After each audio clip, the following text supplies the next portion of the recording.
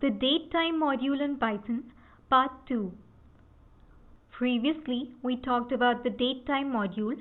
Let's revise it, discuss datetime objects, and discuss their methods, class attributes, instance attributes, and instance methods.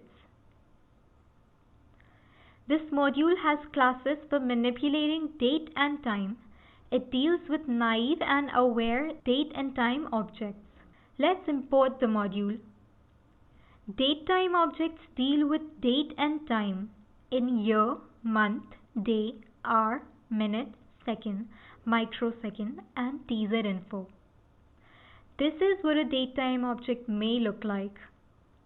Datetime objects have some methods.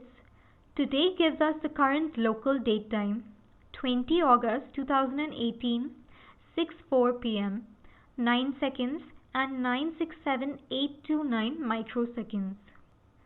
Now is even more precise, and UTC now gives the current UTC time, Coordinated Universal Time.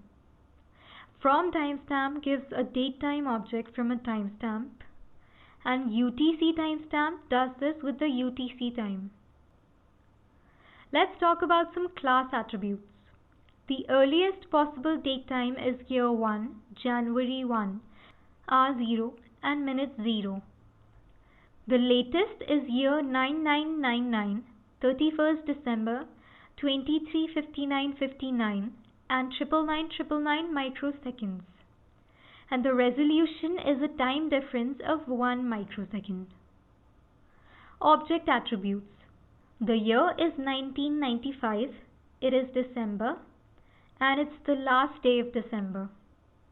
It is 10 in the morning, 0 minutes and 0 seconds. 0 microseconds. No time zone information has been provided, and fold is 0. We can replace attributes with replace.